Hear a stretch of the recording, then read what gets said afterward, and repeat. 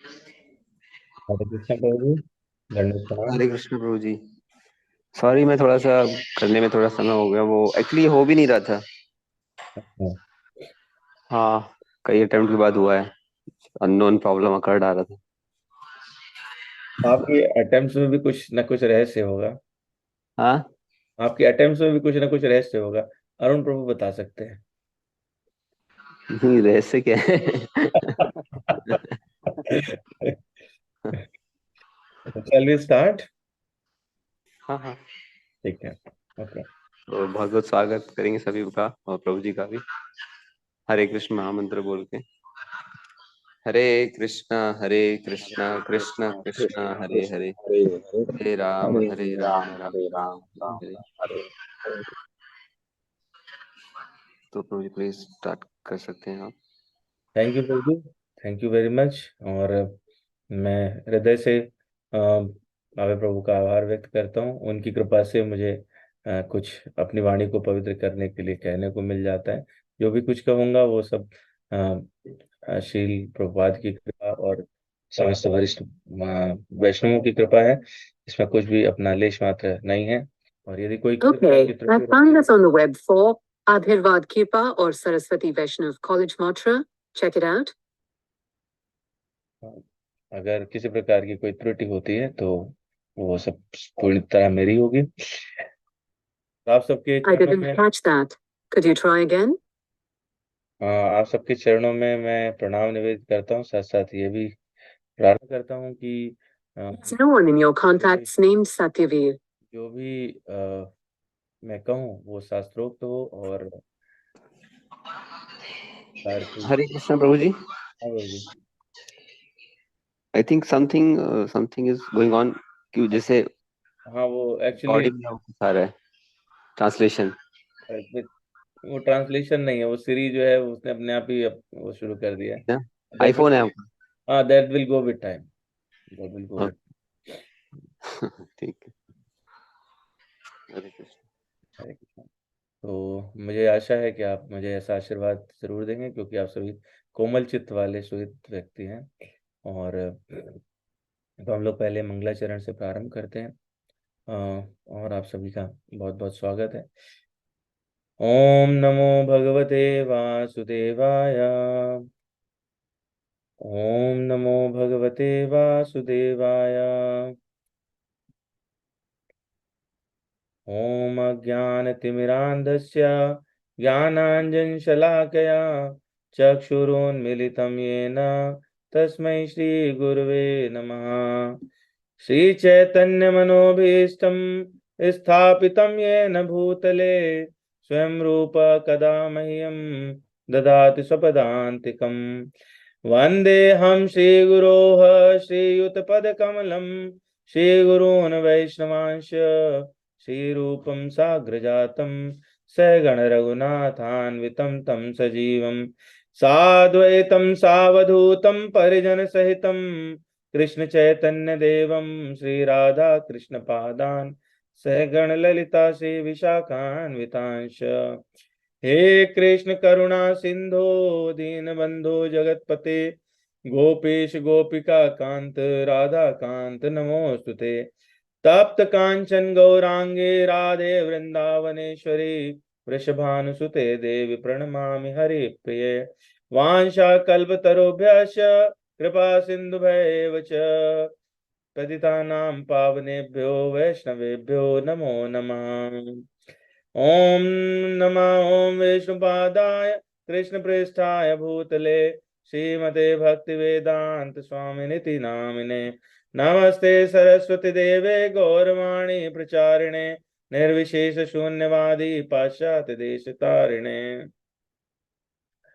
श्री कृष्ण चैतन्य प्रभु नित्यानंद श्री अद्वैत गदाधर श्रीवासादि गौर भक्त वृंद। हरे कृष्ण कृष्ण कृष्ण हरे हरे, हरे राम राम राम हरे हरे। तो हम लोग स्टार्ट करते हैं। ये जो पूरा एक बंच है वो एक्चुअली श्लोक संख्या 33 से भगवान ने प्रारंभ किया और अभी 42 पर ये अध्याय के साथ में उसका उपक्रम है, एंड होने को है। तो उस पूरे सीक्वेंस में भगवान ने कहा कि हमको एक गुरु परंपरा वाले, गुरु शिष्य परंपरा में जो हैं, पहले से ही इसको प्रैक्टिस कर चुके हैं, ऐसे के पास में जा करके उनको गुरु बना करके और उनसे हमको उपदेश लेना चाहिए ज्ञान का। वो जब देंगे तभी हमको इस ज्ञान का ज्ञान हमको मिल पाएगा, क्योंकि वो स्वरूप सिद्ध है। उसके बाद में भगवान ने बताया कि ये ज्ञान जो है वो अलग अलग प्रकार से हो सकता है। हम लोगों ने पहले भी चर्चा की थी। उन्होंने एग्जाम्पल दिया भगवान ने कि वो नाव की तरह है जो आपको भवसागर से पार करा देगा, अग्नि की तरह है जो कर्म को भस्मसात कर देगा, और फिर ये एक पके हुए फल की तरह है जो आपको सारा कल्याण करने वाला है। लेकिन उसके बाद भगवान ने चर्चा की कि ज्ञान जो है वो किसी लोगों को संशय उत्पन्न हो जाता है, और वो संशय क्या क्या करता है। तो उसके विषय में पिछले श्लोक में हम लोगों ने जाना समझा कि संशय जो है वो ना इस लोक में ना ही उस लोक में कल्याण नहीं होने देता है। और किन लोगों को ज्ञान मिलता है भगवान ने उसके बारे विषय में भी बताया। उन्होंने कहा कि उन लोगों को ज्ञान मिलता है जो श्रद्धावान होते, श्रद्धावान लभते ज्ञानम। तो इस प्रकार से भगवान ने जो है वो बात की। अब भगवान ये कह रहे हैं कि संशय को कैसे काटा जा सकता है, कैसे इसको मिटा सकते हैं। इसके पहले के श्लोक से हम लोग उसको जोड़ते हुए आगे बढ़ेंगे। पिछला श्लोक हम लोग जानते हैं। योग संन्यस्त कर्माणम ज्ञान संचिन्न संशयम आत्वंतम न कर्माणि निबद्धनन्ति धनंजय। भगवान कहते हैं जो व्यक्ति अपने कर्म फलों का परित्याग करते हुए भक्ति करता है और जिसके संशय दिव्य ज्ञान द्वारा विनष्ट हो चुके हैं, वही वास्तव में आत्मपरायण है। हे धनंजय, वो कर्मों के बंधन में कभी नहीं बनता। फिर भगवान कहते हैं, ये श्लोक कोई अगर पढ़ना चाहें तो पढ़ सकते हैं, वरना फिर हम आगे बढ़ेंगे। कोई पढ़ना चाहते हैं? somebody wants to ji Prabhu ji, Hare Krishna. please Hare Krishna. please। तस्माद् ज्ञान संभूतं तस्थम ज्ञान अस्यात्मना चित्त्वेनं संशयं योगम अतिष्ठोतिष्ठ भारत। हरे कृष्ण। थैंक यू प्रभु जी। हरे कृष्णा, बहुत बढ़िया। और कोई पढ़ना चाहेंगे क्या?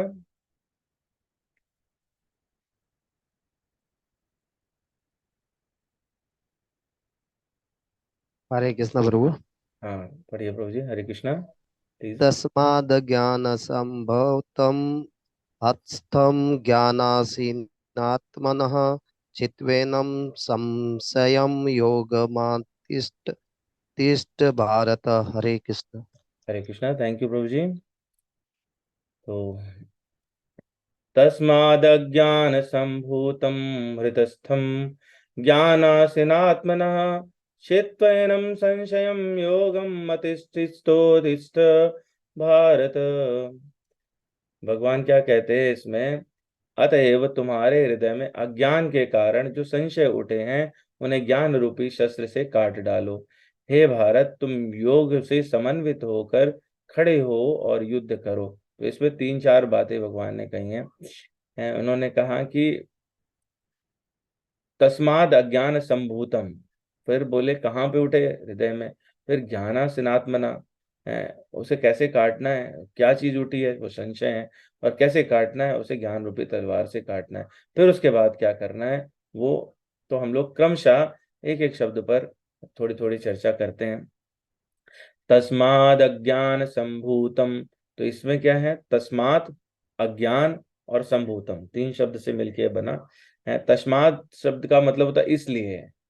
तो इसलिए जब भी हम प्रयोग करते हैं तो उसके पीछे किस लिए जरूर होता है।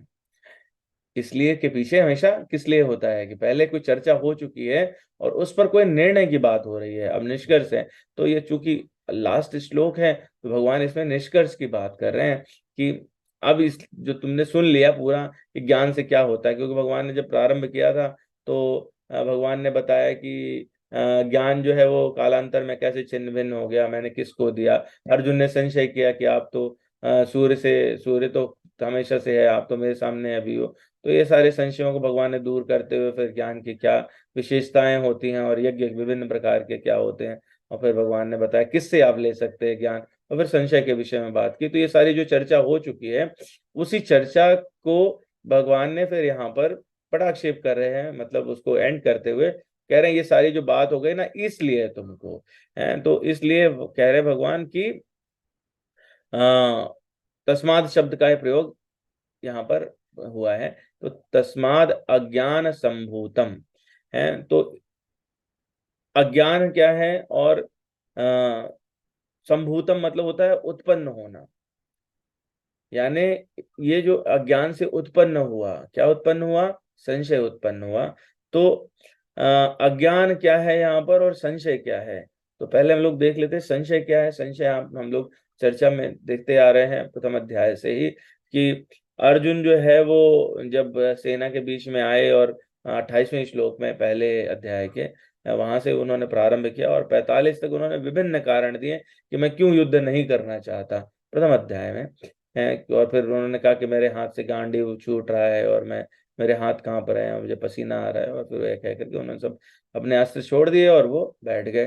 तो जो ये अंदर उनके उत्पन्न हुआ युद्ध ना करना, क्यों नहीं करना है, वही अज्ञान है, क्यों नहीं करना वही अज्ञान है।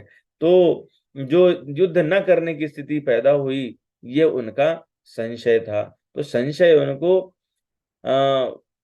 और वो संशय बढ़ के कहाँ तक पहुंचा, वो संशय जो पहुंचा वो उस अज्ञान के कारण। अज्ञान कैसा अज्ञान, देखिए क्या है कि एक तो उन्होंने अपने आप को देहात्म बुद्धि रख लिया, मतलब खुद को शरीर, लीला है ये हम लोग ये नहीं समझे कभी कि अर्जुन कंफ्यूज हो गए थे। अर्जुन जो है वो हमारे लिए भगवान और अर्जुन ने लीला की है, ताकि हम उनके माध्यम से भगवत गीता को समझ सके और अपने जीवन को शुद्ध कर सके, आगे ठीक से चला सके। तो वो किस स्तर तक आ गया, भगवान से उन्होंने चौथे श्लोक में जो अभी मैंने कहा वो चर्चा भी कर ली कि बहूनि में व्यतीतानि जन्मानि तव च अर्जुन तान्यम वेद सर्वाणि ना तुम वेद त्वरं तप।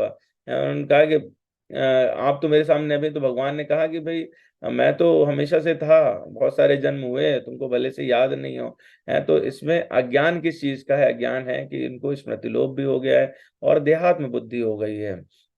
तो अर्जुन के इस अज्ञान के कारण उत्पन्न हुआ संशय, जिससे वो कह रहे हैं कि मैं अब युद्ध नहीं करूंगा। और उनकी स्थिति कैसी हो गई, उनकी स्थिति ऐसी हो गई कि जैसे कोई देख के सेना को डर जाए, और वो उनमें कोई भी क्षत्रिय वाले जो गुण थे हमेशा से, वो चले गए। वो उनने अपना धनुष बाण छोड़ दिया, गांडीव छूट गया और वो बैठ गए हैं। तो ऐसे संशय की उत्पत्ति कहाँ होती है, और ये अज्ञान जो है वो कहाँ पर प्रभाव डालता है, कहाँ रहता है। तो उसके लिए भगवान ने कहा हृत स्तंभ, हृदय में है ना। तो हृदय में क्या होता है, हृदय में तो हम लोग देखें तो भावनाएं जो हैं वो हम लोगों के हृदय से उत्पन्न होती हैं। और बहुत सारी चीजें जो है वो लोग कहते हैं ना कि उन्होंने हृदय से आशीर्वाद दिया। हृदय जो है वो दिल लगा के पढ़ाई करे, बचपन में ऐसी बातें कही जाती हैं। जो काम किया उन्होंने दिल लगा के किया। तो ये जो हृदय है वो कुछ वहां वाले ही उससे मिलता जुलता है। तो हमारे हृदय में क्या रहता है, हमारे हृदय में जब हम आते हैं, जो जीवात्मा संसार में आता है, तो माया से वशीभूत होकर के उसके हृदय में बहुत सारे ग्रंथियां बनने लगती हैं, संशय की ग्रंथियां, गांठें, है ना। और तो पहले अगर एक नॉट हो, जैसे हम लोग जानते हैं ना, एक नॉट होगी तो क्या होगा, हम लोग खोल सकते हैं उसको, कोशिश करेंगे खुल जाएगी। लेकिन मल्टीपल नॉट्स हो जाएं और एक के ऊपर एक चढ़ती चली जाएं, तो आप उन्हें खोलने की कोशिश करेंगे, आप उन्हें खोल नहीं पाएंगे, मुश्किल होगी, है ना। तो जो नॉट्स हैं वो मल्टीपल हो जाती हैं, और ऐसे में हमारा हार्ट कैसा हो जाता है, नॉटी हार्ट हो जाता है। तो जब नॉटी हार्ट हो गया, तो ऐसे में उस नॉट को क्या करना पड़ेगा, हम लोगों को काटना पड़ेगा, बिना काटे काम नहीं चलेगा। तो वो ये सारे संशय की ग्रंथियां कहाँ उत्पन्न हुई, वो हुई हृदय में उत्पन्न। इसीलिए भगवान ने क्या कहा, तस्माद अज्ञान संभूतम हृदयस्थम ज्ञानासिनात्मनः।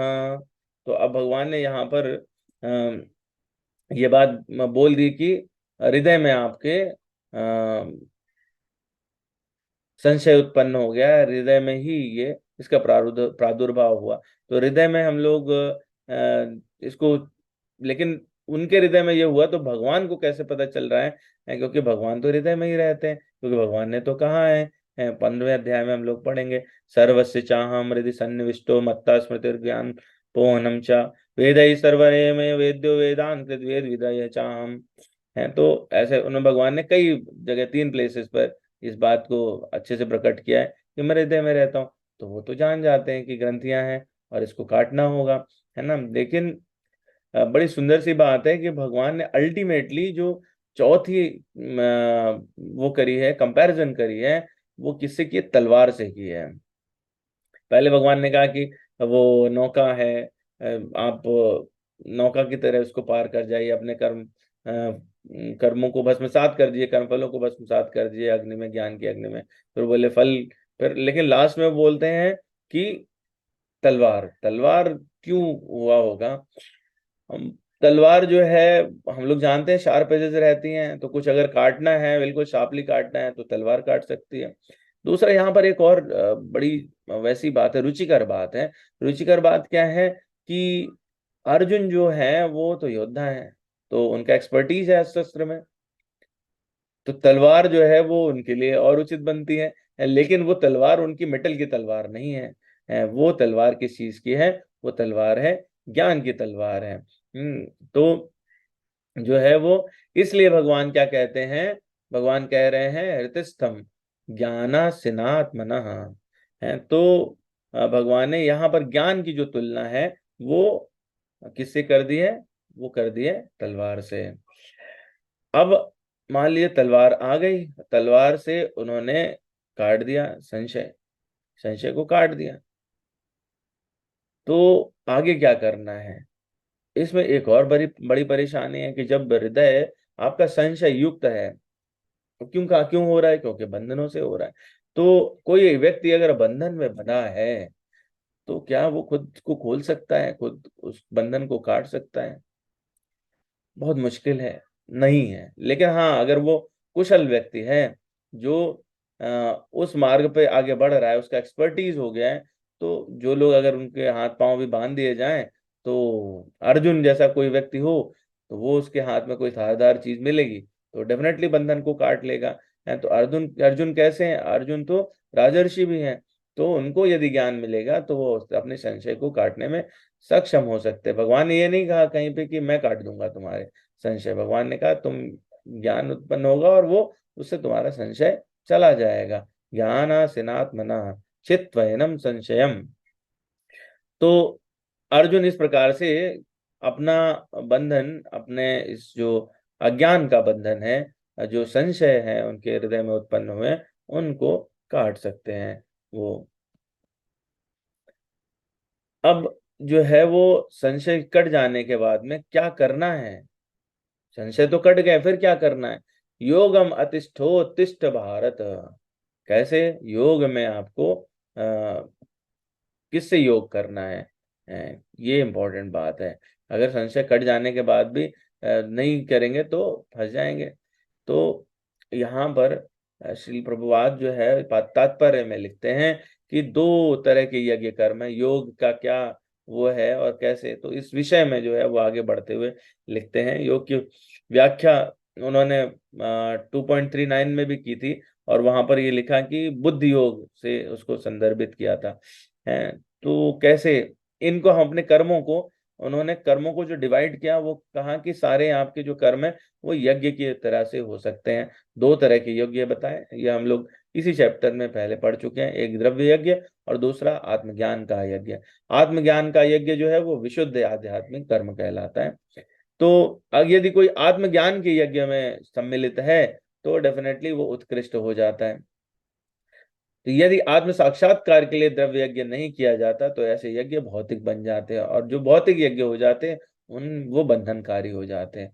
परंतु जब कोई आध्यात्मिक उद्देश्य या भक्ति से ऐसा यज्ञ करता है तो वो पूर्ण यज्ञ हो जाता है। तो उस यज्ञ का नाम एक तरह से विशुद्ध आध्यात्मिक यज्ञ आत्मज्ञान हो जाता है। वहीं पर जो है 33वें श्लोक में हम लोग ये श्लोक पढ़ चुके हैं, जहां पर भगवान ने कहा कि द्रव्य यज्ञ से ज्ञान यज्ञ श्रेष्ठ है। इसलिए हे पार्थ, अंतोगत्वा सारे कर्म यज्ञों का अवसान दिव्य ज्ञान में ही हो जाता है। तो अगर द्रव्य यज्ञ भी कोई कर रहा है तो वो बाद में इसमें कन्वर्ट हो सकता है, अगर उसके भाव ठीक रहे। तो इसी प्रकार से क्रियाएं भी दो प्रकार की हो सकती हैं। आध्यात्मिक क्रियाएं जो करते हैं, एक हो सकती है जो भगवान विषय सत्य को जानने के लिए, दूसरी आत्मबोध करने के लिए है। तो यहाँ पर श्रील प्रभुपाद बिल्कुल स्ट्रिक्टली लिखते हैं, जो भगवत गीता के मार्ग का पालन करता है वो ज्ञान की इन दोनों श्रेणियों को समझ सकता है। उसके लिए भगवान के अंश स्वरूप आत्मज्ञान को प्राप्त करने में कोई कठिनाई नहीं होती है। तो जो भगवत गीता में जो कहा गया उसको अक्षर से पालन करें, और पालन करने के लिए भी कैसे, आगे उन्होंने बड़े सुंदर से इंस्ट्रक्शन, उसको 5 पॉइंट्स में इंस्ट्रक्शन में एक तरह से कन्वर्ट कर दिया है। तो कहते हैं कि उस मार्ग पे आपको चलना पड़ेगा, और वो दोनों श्रेणियों को, चाहे वो आत्मबोध की हो चाहे भगवान विषय सत्य हो, क्योंकि अल्टीमेटली जो है वो दोनों एक दूसरे के पैरेलल चलती हैं और कॉम्प्लीमेंट्री हो जाती हैं अगर कोई भगवत गीता को अक्षर से पालन करता है।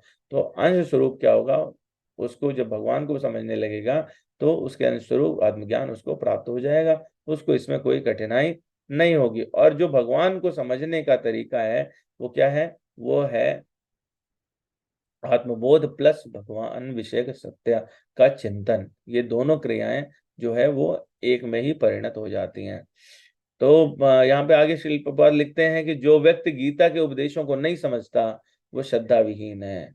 मतलब अगर कोई व्यक्ति गीता पढ़ भी ले लेकिन उसको फॉलो नहीं करे तो वो श्रद्धा विहीन माना जाएगा। तो पिछले इसके पहले का मतलब 40th श्लोक वहां पे, जहाँ पे श्रद्धा की बात हुई, 39th में भी हुई, तो वहां पर ये बात भी कही गई है फिर से दोबारा से, है कि अगर किसी को मान लीजिए वो श्लोक भी बोल लेता है और वो पढ़ भी लेता है लेकिन वो उपदेशों को समझने का प्रयास नहीं करता या उनको फॉलो नहीं करता, तो फिर वो व्यक्ति श्रद्धाविहीन है। और चूंकि श्रद्धावान लभते ज्ञानम, तो वो ज्ञान से वंचित रह जाता है। जो भगवान के द्वारा उपदेश देने पर भगवान के सच्चिदानंद स्वरूप को नहीं समझ पाता तो समझना चाहिए कि वो निपट मूर्ख है, ऐसा तात्पर्य में लिखा है ना। तो इसके बाद श्रील प्रभुपाद जो है वो बताते हैं कि वेरियस टाइप के यज्ञ हैं जो पहले डिस्क्राइब हो चुके हैं। देव यज्ञ, ब्रह्म यज्ञ, ब्रह्मचर्य यज्ञ, गृहस्थ यज्ञ, इंद्र संयम यज्ञ, योग साधना यज्ञ, तपस्या यज्ञ। तो आप देखो तो ये डेली की क्रियाएं हैं एक्चुअली, और ये सारी क्रियाएं जो हैं वो सब के सब जो कार्यकलाप हैं वो आपके यज्ञ स्वरूप होते हैं, यदि उसको भावनामृत से, कृष्ण भावनामृत से जोड़ दिया जाए, वो भगवान के हेतु के लिए किए जाए तो वो यज्ञ हो जाते हैं। ये बात हम लोग पहले जो है वो 25th से लेके और 33 तक ये बात समझ चुके हैं इसी अध्याय में। तो इन सभी में से किसी को भी लेकर के कृष्ण भावनामृत जागृत किया जा सकता है। कॉन्शियसनेस, कृष्ण कॉन्शियसनेस को हम बढ़ा सकते हैं, हम उसमें आगे बढ़ सकते हैं। और ये सारे के सारे नियमित कर्मों पर आधारित है, इनके लिए कुछ विशेष अलग से नहीं करना पड़ता, सिर्फ उसको भगवान से जोड़ना रहता है। लेकिन इसमें जो सबसे इंपॉर्टेंट नोटिसेबल फैक्ट है जो हमको हमेशा ध्यान रखना चाहिए वो क्या है, वो है कि सबसे महत्वपूर्ण कारक है आत्म साक्षात्कार, सेल्फ रियलाइजेशन। अगर ये नहीं कर रहा कोई व्यक्ति तो फिर किसी भी प्रकार का कोई भी यज्ञ कुछ सफल होने वाला नहीं है। तो एवरी टाइम जो है वो हमको इस विषय में सोचना चाहिए कि हमारा कोई कार्य जो है वो भगवान के लिए है या नहीं है, भगवान के लिए वो कैसे यूज हो सकता है, हमारे बॉडी के सारे पार्ट्स कैसे यूज हो सकते हैं, हम किस प्रकार से सेवा कर सकते हैं, हम हमारी स्थिति क्या है। आत्म साक्षात्कार का क्या मतलब हुआ, हमारी स्थिति क्या है। तो भगवान के सापेक्ष हमारी क्या स्थिति है, नित्य दास की स्थिति है। यदि आपको यह बात जो है अंतर मन में बैठ जाती है और वो बाह्य रूप से आप उसको कर पाते हैं तो आप समझ लीजिए कि आत्म साक्षात्कार में आगे बढ़ रहे हैं। तो इसके बाद में प्रभुपाद जी क्या करते हैं कि वो कुछ आपको बहुत अल्टीमेट नगेट टाइप के पॉइंट्स बताते हैं। कहते हैं जो इस उद्देश्य को खोज लेता है, कौन सा उद्देश्य, आत्म साक्षात्कार का उद्देश्य, वही भगवत गीता का वास्तविक पाठक है। बड़ी बहुत ही इंपॉर्टेंट बात है यहाँ पर, एकदम नोटिसेबल फैक्ट है। भगवत गीता आप पढ़ रहे हैं, अच्छी बात है, श्लोक याद कर लिए, बहुत अच्छी बात है, लेकिन अगर आप जो है वो आत्म साक्षात्कार के लिए आगे नहीं प्रोग्रेस कर रहे हैं, आप इंट्रोस्पेक्शन नहीं कर रहे हैं, आपका जो क्रियाकलाप है वो भगवत गीता का अनुसरण नहीं कर रहा है, तो आप भगवत गीता के वास्तविक पाठक नहीं है, वो व्यक्ति वास्तविक पाठक नहीं है। किंतु जो कृष्ण को प्रमाण नहीं मानता है, जिन लोग, क्योंकि इसके बहुत सारे अलग अलग जैसे मायावादीज करते हैं, दूसरे लोग करते हैं कि वो भगवान को मात्र एक मनुष्य, एक अवतार या इस तरह का कुछ मान लेते हैं, तो भगवान को अगर प्रमाण नहीं मानता तो वो डेफिनेटली नीचे गिर जाता है, वो भले ही भगवत गीता पढ़ क्यों ना रहा हो, भले ही उसको श्लोका सारे याद क्यों ना हो। तो इसलिए उसके लिए वो इंस्ट्रक्शन देते हैं और बहुत इम्पोर्टेंट बात कहते हैं, अतः मनुष्य को चाहिए कि वे सेवा तथा समर्पण समेत किसी प्रमाणिक गुरु के निर्देशन में भगवत गीता या अन्य किसी शास्त्र का अध्ययन करें। तो हमेशा, क्योंकि यही जो है वो 34वां श्लोक यही था, तद्विधि प्रणिपातेन परिप्रश्नेन सेव्या। तो कैसे करना चाहिए कि अपने को जाकर के सेवा करनी चाहिए, गुरु के चरणों का आश्रय लेना चाहिए। और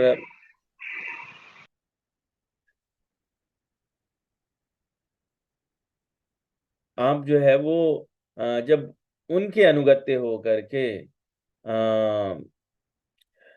भगवत गीता का अध्ययन करते हैं तो डेफिनेटली हमको उसका असली फल, जो कि है आत्म स्वरूप को जानना और भगवान रूपी सत्य को समझना है। अगर देखें भागवत पुराण देखेंगे तो उसका जो प्रथम श्लोक है वो भी यही कहता है कि पूरा पूरा भागवत पुराण क्या है, वो परम सत्य को जानना है, परम सत्य धीमहि, ये उसका लास्ट वर्ड है। तो वो जो मूल बात है वो क्या है, वो है भगवान को जानना, उनकी सेवा करना, अपना स्थान वो क्या है वो समझना, आत्म साक्षात्कार करना है। तो किसी भी शास्त्र का अध्ययन या भगवत गीता का अध्ययन यदि आप करते हैं तो आपको, मनुष्य को चाहिए कि वो सेवा और समर्पण समेत किसी प्रामाणिक गुरु के निर्देशन में यह कार्य करे।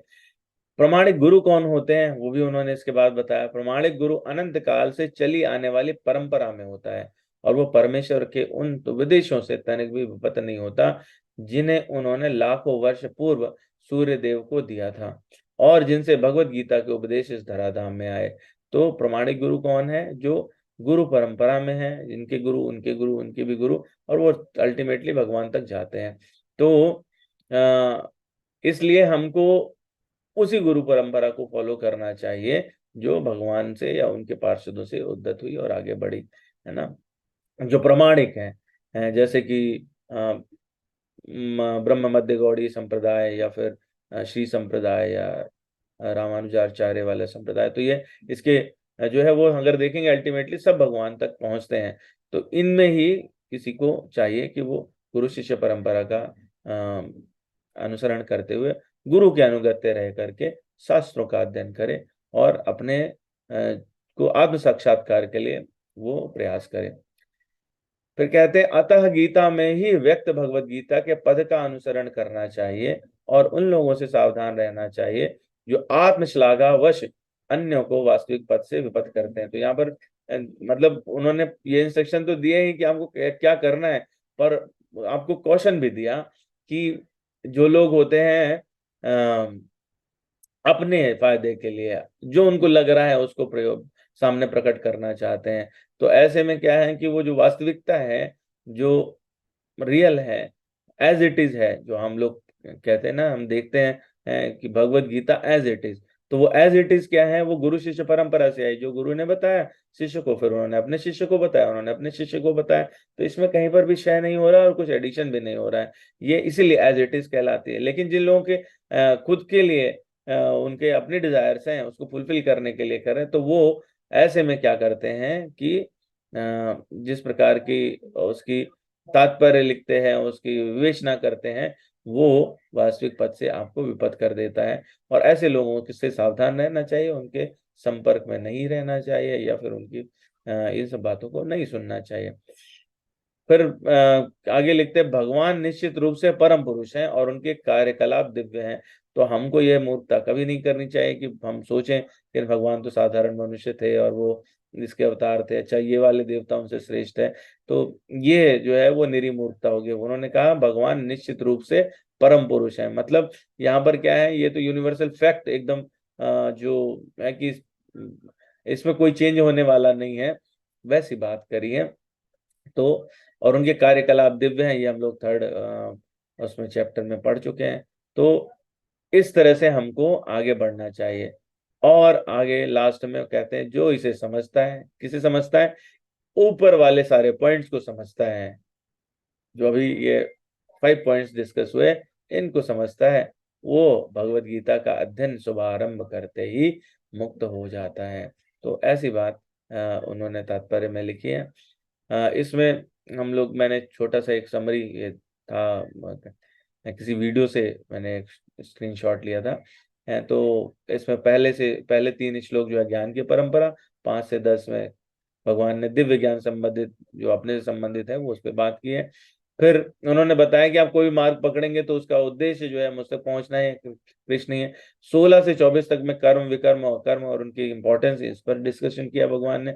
25 से 33 तक यज्ञ और दिव्य ज्ञान, और फिर 34 से 42 तक उस ज्ञान की महिमा। तो ज्ञान की परंपरा से प्रारंभ करके और ज्ञान की महिमा पे पटाक्षेप किया है इस अध्याय का। इसमें इंपॉर्टेंट चीज क्या है, इस श्लोक में विलक्षण श्लोक है, इसमें हमको समझने वाली बात क्या है कि किसी भी प्रकार का संशय, भगवान ने इसीलिए कहा कि ज्ञान का सहारा लें। ज्ञान आपके लिए कैसे काम कर सकता है, वो आपके लिए नौका बन सकता है, वो आपके लिए फल बन सकता है, वो आपके लिए अग्नि बन सकता है। और ज्ञान ही जो है वो संशय जो आपके हृदय में अगर बैठ रहा है किसी प्रकार का, तो उसको कट कर सकता है। और वो ज्ञान कैसे मिलेगा, वो ज्ञान मिलेगा आपको एक गुरु से, समर्थ स्वरूप सिद्ध गुरु से मिलेगा। ये भगवान ने यहाँ पर बहुत ही एकदम प्रिसाइजली इसको प्रकट किया। संशय ना वो किसी के लिए भी खतरनाक होता है। संशय जीवन में कभी भी हो, और वो चाहे आपके सांसारिक जीवन में हो रहा हो या फिर वो आपके पारमार्थिक जीवन में हो रहा हो। सांसारिक जीवन में भी संशय ना वो आपको परेशान ही करता है।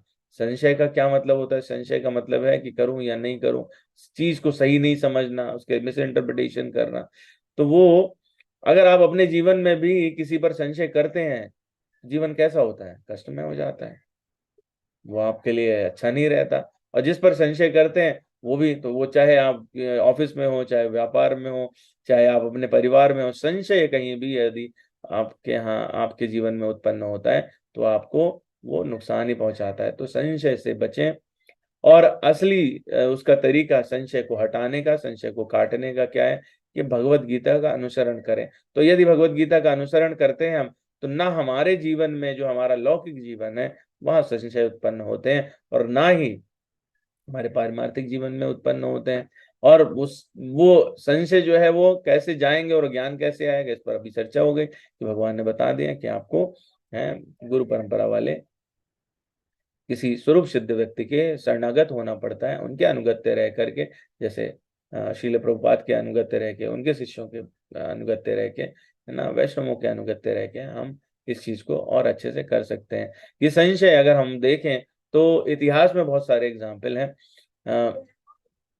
जैसे ब्रह्म हो जाता है, माया हो जाती है, मायावशी होता है संशय, है ना। तो जैसे ब्रह्मा जी, हम लोग कृष्णा बुक में अगर पढ़ेंगे तो ब्रह्मा जी को ब्रह्म हुआ, संशय हो गया, उन्होंने बछड़े चुरा लिए, पूरी लीला हुई, है ना, हम जानते ही हैं।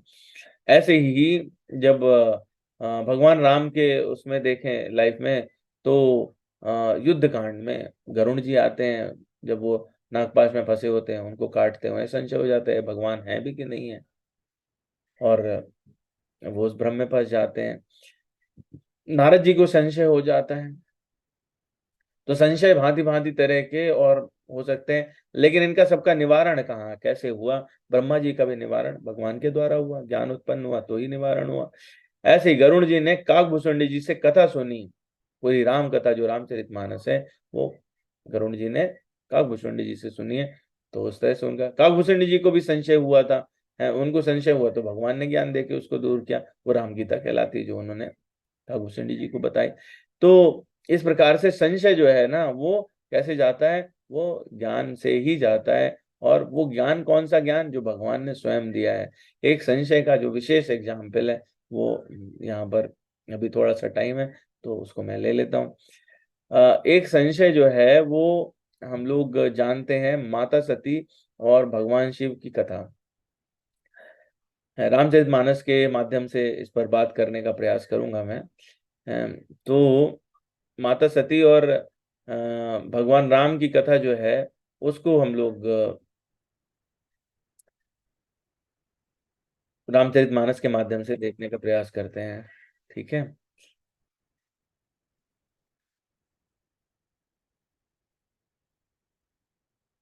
तो ये त्रेता युग की बात है। एक बार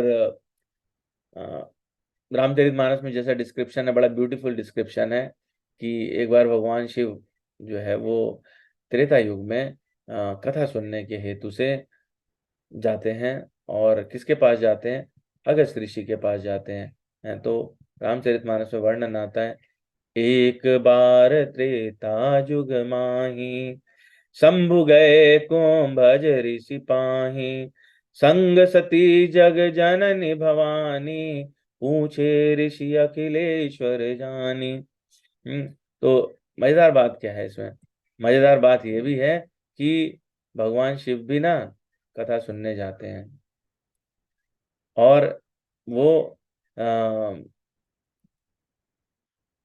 किससे सुनने जाते हैं, अगस्त्य ऋषि से सुनने जाते हैं। तो जब भगवान कथा सुन सकते हैं तो हम लोग को तो मतलब सुननी ही चाहिए, इसमें कोई वैसी बात ही नहीं है ना।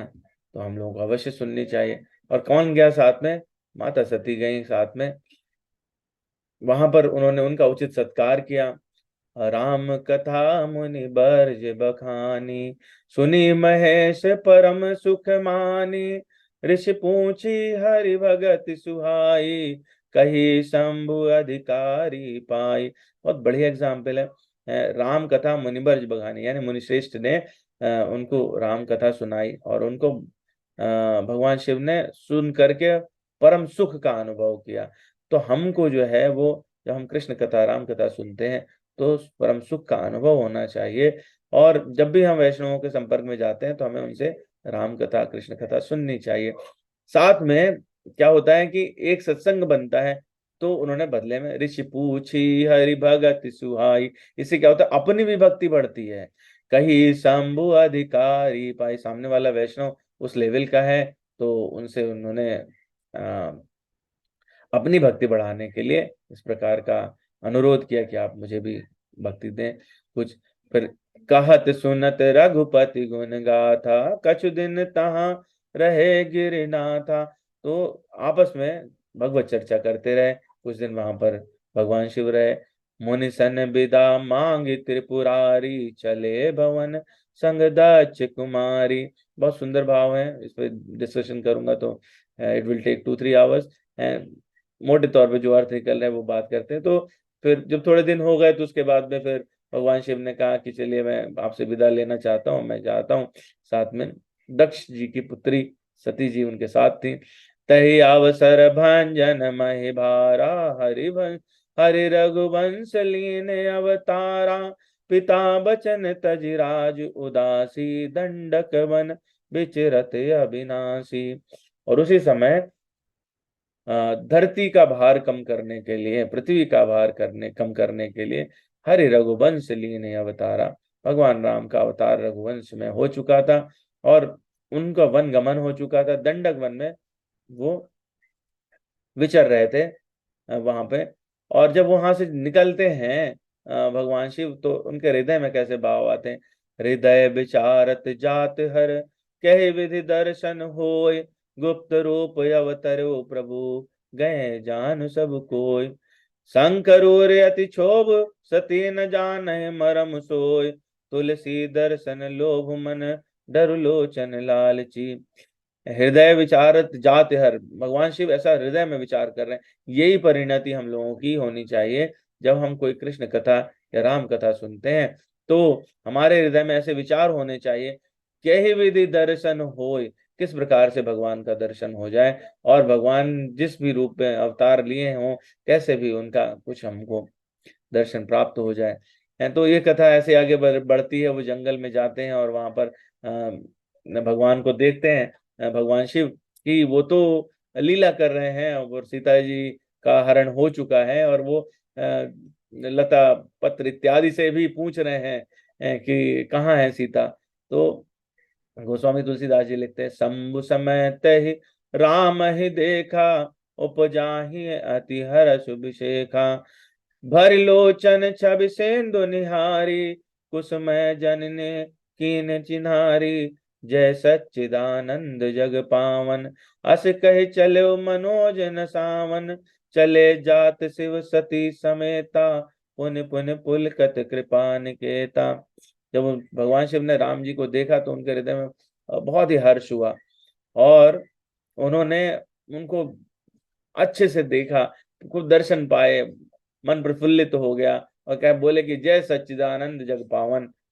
और उन्होंने उनको फिर दंडवत प्रणाम किया और ऐसा करके कह के आगे बढ़े हैं। तो जब ऐसी दशा देखी है सती जी ने, सती सुदशा शंभु कह देखी, और उपजा संदेह विषय की, तो उनके मन में संशय हो गया और संशय हुआ तो उन्होंने सोचा क्या, शंकर जगत बंध जगदीशा, सुर नर मुनि सब नावत शीशा। है भगवान शंकर कैसे हैं, वो तो पूरे संसार के जगत बंधु हैं, उनको तो सुर नर मुनि सभी लोग प्रणाम करते रहते हैं।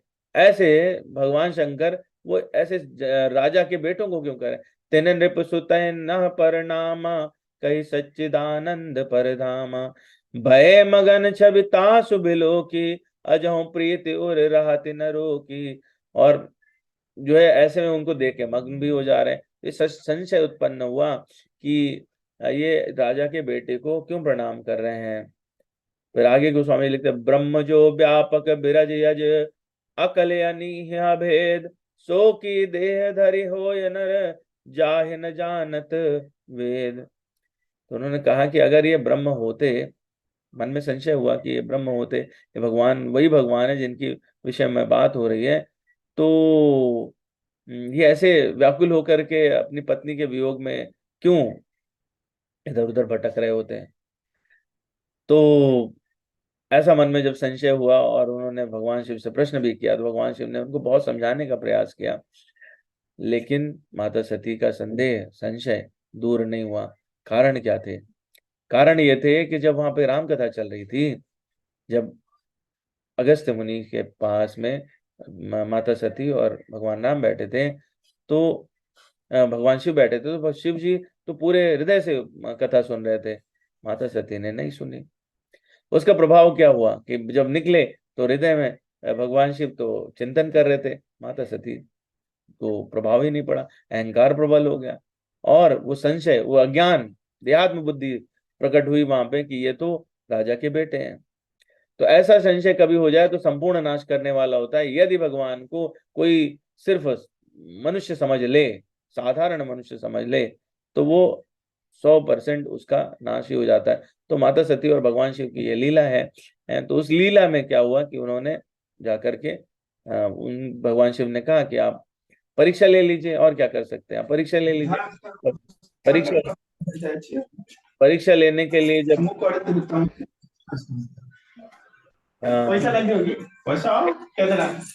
माता सती को वहां पर लक्ष्मण जी ने और भगवान राम ने प्रणाम किया और बोले भगवान शिव कहाँ हैं। तो उनको बड़ा ही क्षोभ हुआ कि ये तो सीता जी का रूप लेके गए थे। तो बहुत ही अंदर से वो रहा। भगवान शिव ने के पास जब वो पहुंची तो उन्होंने पूछा कि आपने क्या किया। उन्होंने कहा नहीं, मैंने जैसे आपने प्रणाम किया वैसे मैंने ही प्रणाम कर लिया था। भगवान शिव ने ध्यान लगाया, उन्होंने सारी लीला देखी तो समझ गए। उसका उसकी परिणति क्या हुई बहुत सूक्ष्म में जाएं तो उन्होंने माता सती को त्याग दिया।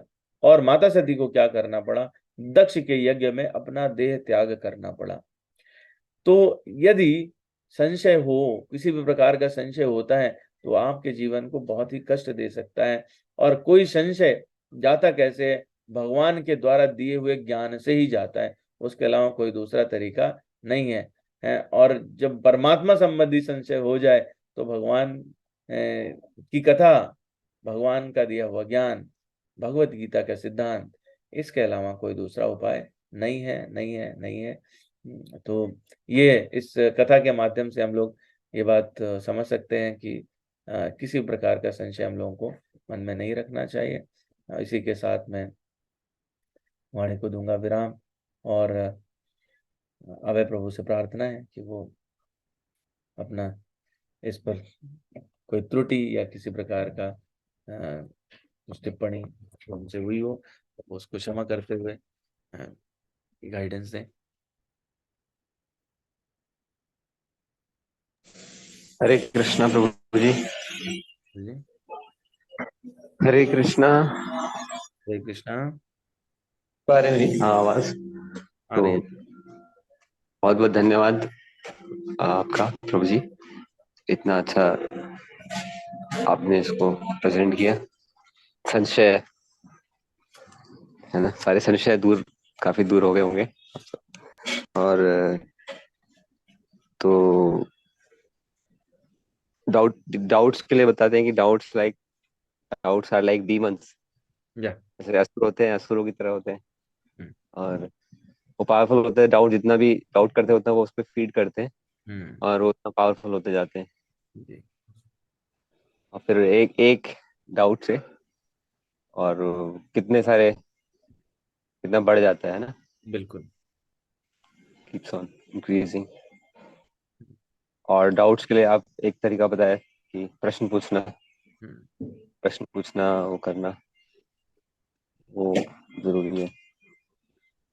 लेकिन प्रश्न पूछना है वो अगर भी डाउट करते हैं, ये डाउट गुरु, करते हैं। हाँ, गुरु से पूछना है, स्वरूप सिद्ध व्यक्ति से पूछना है। श्रील प्रभुपाद जी ने बिल्कुल एकदम स्पष्ट शब्दों में ये बात लिखी है।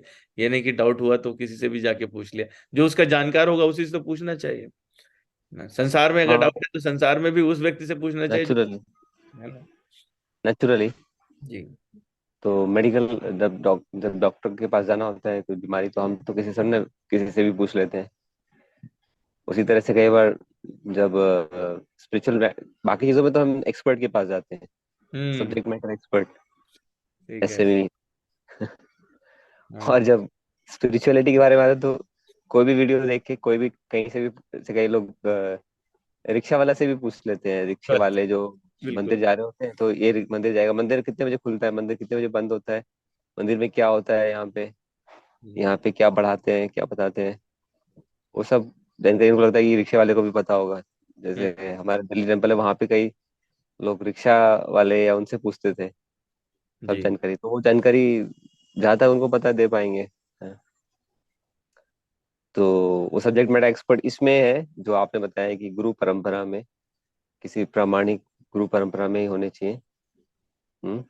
जी, वो परंपरा को ट्रेस कर सकते हैं भगवान तक।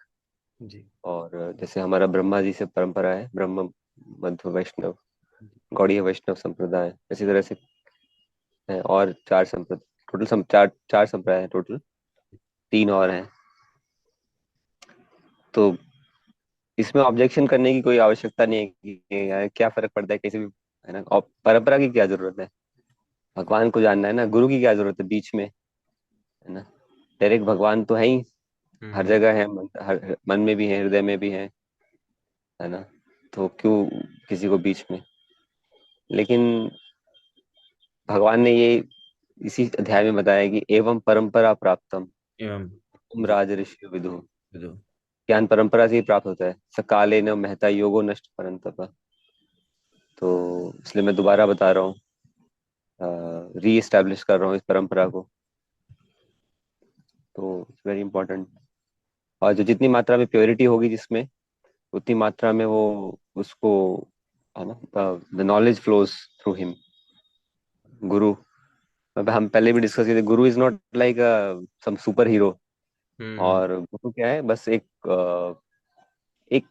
मैसेज को as it is transparent via medium, hmm, transparent via medium है, बस ट्रांसपेरेंटली वो भगवान के मैसेज को उधर दे रहे हैं, बिना किसी अपने अपने चीजों को जोड़ने के और घटाना, जोड़ना, कुछ एडिशन, ऑल्टरेशन, सब्सट्रैक्शन, मल्टीप्लिकेशन वो नहीं करते, बस यही है उनका क्रेडिट। प्रभुपाद बोलते कि कई लोग बोलते हैं आपने तो मिरेकल किया था प्रभुपाद, प्रभुपाद जी आपने मिरेकल किया इतना बड़ा, है ना। जी तो उन्होंने एक तो ये बोला कि मैंने कोई मिरेकल नहीं किया, दूसरा कई लोगों ने बोला कि आपने क्या मिरेकल किया है।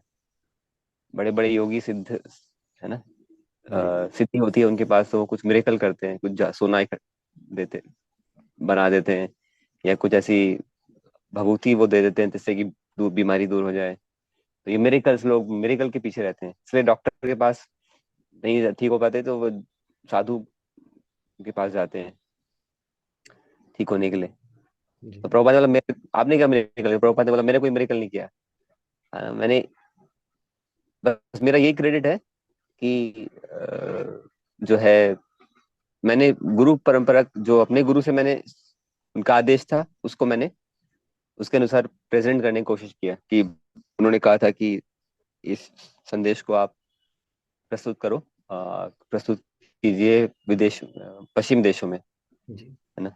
तो सेम मैसेज दिया उन्होंने, ट्रांसलेट किया, बस उसको ट्रांसलेट किया डिफरेंट लैंग्वेज। वो उनका ह्यूमिलिटी थी, लेकिन वो बड़ा मिरेकल है, उससे बड़ा मिरेकल नहीं है कोई। लेकिन वो क्रेडिट नहीं लेते थे अपने ऊपर, अपने लिए। तो ये इसका परंपरा का बहुत बड़ा महत्व है। ठीक है, और प्रभु जी आपने भी परंपरा में ही सारा ज्ञान, ज्ञान का ज्ञान दिया, ज्ञान के बारे में ज्ञान दिया। तो धन्यवाद। All glories to Srila Prabhupada and senior devotee. Prabhupada की जय। तो और कोई प्रश्न, प्रश्न वाला बात था कि प्रश्न पूछना जरूरी होता है, प्रश्न पूछ सकते हैं। हाँ तद्विधि प्रणिपातेन परिप्रश्नेन सेवया। किसी का कोई क्वेश्चन है तो Prabhu ji here, you can take, I can also make an attempt. I Hare think. Krishna Prabhu ji. Hare Krishna Prabhu ji. Prabhu ji, question क्या है कि अभी अंडरस्टैंडिंग आपसे जो मिली है वो शेयर कर सकते हैं। जरूर जी। जरूर। मुझे भी इनलाइटन जी। करिए आप। हम्म, आई कांट इवन। नहीं नहीं। अभी तो मैं समझने का सिर्फ प्रयास कर रहा हूँ, मैं तो इनलाइटन कर ही नहीं सकता। जी जी, वेरी डिफिकल्ट। तो जो कि सीक्वेंस आपने बताया कि जैसे परंपरा से ही ज्ञान बनता है, और ज्ञान की नौका से ही ये भौतिक सागर पार हो सकता है। और अगर संशय अगर है तो कोई कल्याण नहीं हो सकता। और अगर व्यक्ति श्रद्धावान अगर कोई व्यक्ति है तो ही वो ज्ञान को प्राप्त कर सकता है। और एक जो मैंने प्रभुपाद जी के लेक्चर में सुना था, जो आपने एक बहुत इंपॉर्टेंट बात कही थी कि जो कृष्ण को प्रमाण प्रमाण नहीं मानता वह नीचे गिर जाता है। और उसमें एक मैंने स्टोरी बहुत दो लाइन की सुनी थी प्रभुपाद जी की। वो कह रहे थे कि जब चैतन्य महाप्रभु जी साउथ इंडिया में एक जगह ट्रैवल कर रहे थे, रंगनाथ टेम्पल वो गए थे वो। तो हम्म वहां पे एक ब्राह्मण पूजा कर रहे थे, मतलब ब्राह्मण was reading the Bhagavad Gita, एक ब्राह्मण भगवत गीता को पढ़ रहे थे। और उनके साथ में कुछ लोग बैठे हुए हंस रहे थे, तो उन्होंने कहा कि ये हंस क्यों रहे हैं? तो उन्होंने कहा कि मुझे पढ़ना नहीं आता, फिर भी मैं भगवत गीता को पढ़ रहा हूँ। ऐसा मेरे गुरु ने कहा है कि भगवत गीता पढ़नी चाहिए। तो उन्होंने कहा तो आप, वो पढ़ते पढ़ते क्राई भी कर रहे थे, रो भी रहे थे। तो चैतन्य महाप्रभु जी ने पूछा कि आप रो क्यों रहे हैं? तो उन्होंने कहा कि मैं शब्दों को तो नहीं समझ पाता हूँ, अल्फाबेट्स में नहीं रीड कर पाता, लेकिन जब मैं भगवत गीता को हाथ में लेता हूँ तो मैं मेरे दिमाग में वो पिक्चर आती है कि कृष्ण जी अपने डिवोटी के लिए, मतलब वो ड्राइवर बन गए और वो अपने भक्त के लिए सेवक बन जाते हैं। तो मतलब ये दृश्य सोच के मेरी करुणा, मतलब हृदय मेरा करुणा से भर जाता है। तो चैतन्य महाप्रभु जी कहते हैं कि आपने तो पूरी गीता पढ़ ली, आप तो परफेक्ट बन गए। मतलब ये शब्द को अगर सार्थक कर लिया, उन्होंने इतना अच्छा एक्सप्लेन किया था, मुझे थोड़ी सी अंडरस्टैंडिंग हुई वहां से। शब्द को समझना जरूरी है, चाहे आप लिटरेट हैं इलिटरेट हैं। पूरी भगवत गीता आपने पढ़ ली, पूरी भागवतम पढ़ ली, बट जो आप कहते हैं कि इसको समझना, तो उन्होंने कहा नहीं आपने तो पूरी भगवत गीता पढ़ ली, तो इस नाम को समझना बहुत इंपॉर्टेंट है प्रभु जी। हरे कृष्ण प्रभु जी। बिल्कुल। थैंक यू प्रभु जी, आपने बिल्कुल बहुत ही इसको पूरा समराइज भी कर दिया, और बहुत ही बढ़िया आपने एग्जाम्पल दिया। बात यही है कि इसमें लिटरेसी का, किसी की विद्वता का उससे कल्याण नहीं होता। ठीक है, डेफिनेटली हम संस्कृत जानते होंगे तो ग्रंथ आदि पढ़ सकते हैं, लेकिन नहीं भी जानते हो, जो गुरु के अनुगत्य हो करके उनकी सेवा करते हुए उनकी वाणी से जो सुने और अपने हृदय में उसको बसा ले, वो ज्ञान का सही अधिकारी बन जाता है, उसको ज्ञान प्राप्त हो जाता है। और कल्याण जो है वो इसी मार्ग से होता है। इसीलिए जो आपने जैसे स्टोरी सुनाई, और ये बात संशय वाली बात थी, तो वो जो भगवान को प्रमाण नहीं मानते उनका पतन निश्चित है। इसीलिए मैंने ये जो स्टोरी थी वो रखी कि माता सती ने ये जो लीला की, भगवान को उन्होंने साधारण मनुष्य समझा। तो आप देखो, मतलब रिजल्ट दोनों सामने, कि भगवान शिव से भी अलग हो गए, शिव मतलब कल्याण, कल्याण से अलग हो गए, और लास्ट में तो अपना शरीर भी उनको देह त्याग करना पड़ा। तो जी ये है, इस तरह की बात है। बिल्कुल, थैंक यू प्रभु जी।